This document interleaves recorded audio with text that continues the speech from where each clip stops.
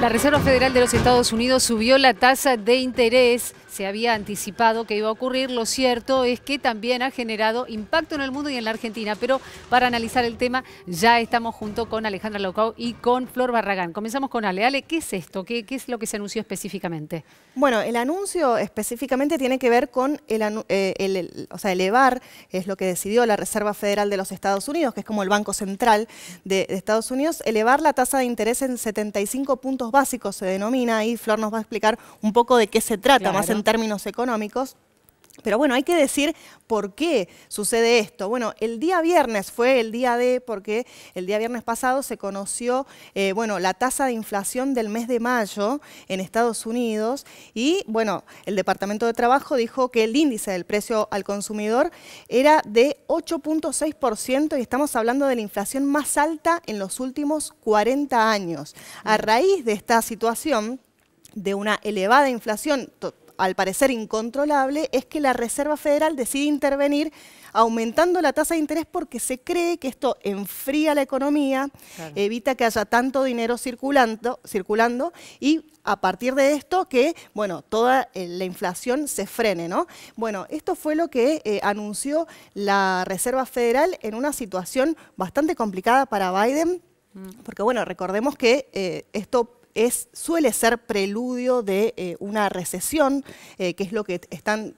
anticipando todos los economistas, y esto podría provocar, por ejemplo, la creación de empleo, que es uno de los pilares de Biden, de la elección de Biden, una de las promesas de campaña que le hizo ganar sobre todo el voto de la clase trabajadora. Por eso esta situación complica mucho el panorama para el presidente Ale, Biden. nos tomamos de lo que acabas de decir. ¿Qué son, Flor, estos 75 puntos básicos de aumento en las tasas que anunció la Reserva Federal de los Estados Unidos? Sí, así se habla cuando se habla de suba de tasas. Por ejemplo, hoy se espera que también haya un aumento en la suba de tasas de interés acá en Argentina y se habla de 200 puntos básicos, así es como se lo llama, pero lo cierto es que es eso que veíamos recién en el graph, son 0,75%, ¿no? Eso es lo que aumenta la tasa de interés.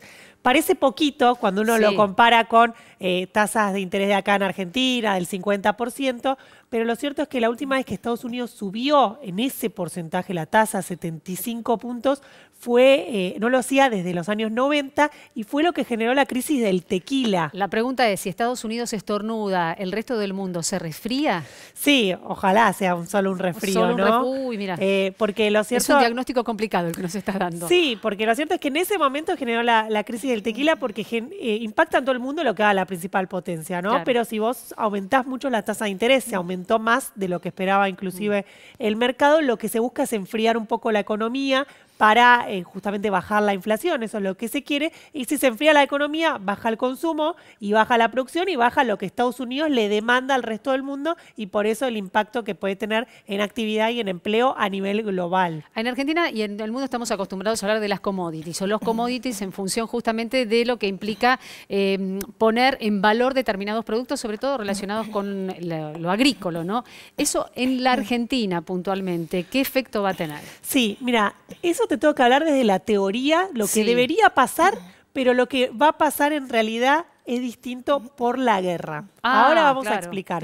Cuando suben las tasas de interés en Estados Unidos, lo que te genera es, si vos sos un inversor, decís, ¿en dónde invierto? Si las tasas de interés están bajas, decís, bueno, me voy a un país emergente, me voy a los commodities. Ahora, si las tasas de interés en Estados Unidos están altas, tiene los bonos más seguros del mundo, ni lo pensás, como inversor decís, voy ahí, invierto todo ahí. Entonces, ¿qué pasa cuando Estados Unidos sube las tasas?